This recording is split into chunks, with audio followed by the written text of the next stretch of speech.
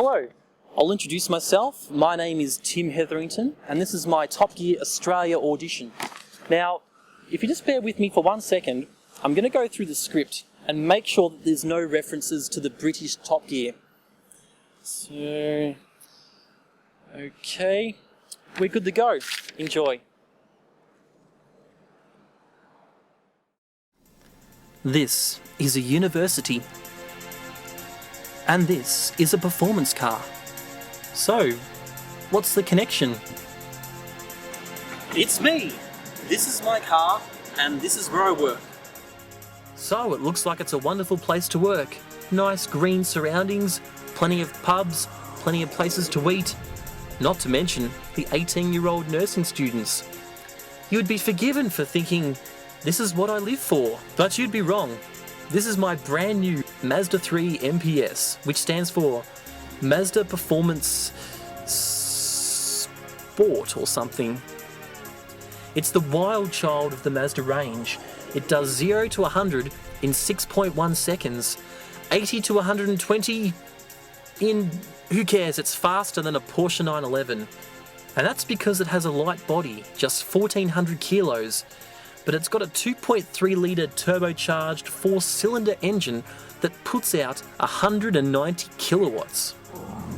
The subtle exterior, in a way, is a good thing about the car, because the police and unsuspecting P-platers and their lowered Commodores, when they pull up next to you at the lights, they'll be none the wiser when you burn past them at 150 miles an hour. So, to the layperson, this car might appear to be your average run-of-the-mill family hatchback. It gets you around town with minimum of fuss, a bit like James May's hairdresser on Half Price Tuesday. However, this car isn't all that it seems, and there's no badges or insignia to tell you what really lies beneath. It's like a nun with a tattoo of Ozzy Osbourne on her rear. Check out this. The interior of the car is a nice place to be. I like the way the dash lights up in a bright orange, especially at night. The red stitching on the steering wheel and the gear shifter look great. And the seats are comfortable yet sporty. It's one of those cars you have to explain to people. Unlike a WRX or a Ferrari or a Porsche, you have to tell people how cool you are.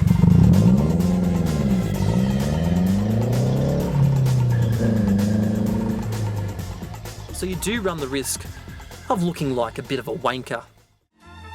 Someone that doesn't think I'm a wanker is my mother, and she also happens to drive a Mazda 3, so now I'm off to her place to compare her car to my car. Okay, so we've managed to establish it's a very fast car, but some of you out there might be thinking it looks like something that your mother might drive.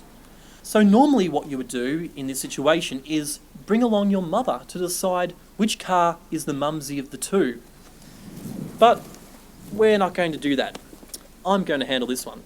So, mine has bigger wheels and a bigger spoiler. And around the front, you'll notice quite a large bulge protruding from the bonnet. Come to think of it, if this car pulled up to the urinal next to Matt Shervington, I think Matt would have stage fright. So you're probably thinking this is a pretty good sports car, and you'd be right, but there are a few minor gripes. Having this much power being put through the front wheels, there is the occasional bout of torque steer, which is where the steering wheel chugs from either side when you're accelerating really fast. The gear shifter can be a little notchy at times, getting stuck between first and third gear.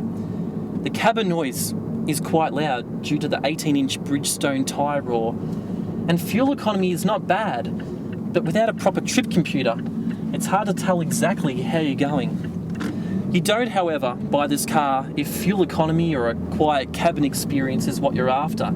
There are many other cars out there that do those things much, much better. You buy this car for one reason only. It's performance. Oh!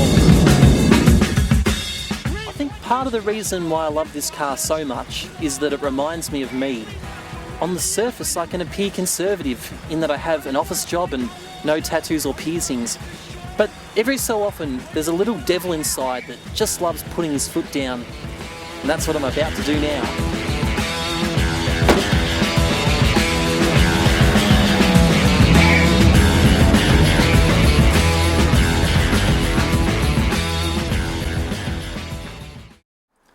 Oh, you probably thought that was the end, but it isn't. How can this be a Top Gear audition without the one thing that defines Top Gear? Some say his diet consists of kitten food, and he uses a litter box, and he thinks babies are aliens, and it's his job to protect us from them. All we know is he's the Stig's little cousin, and we call him the Stig.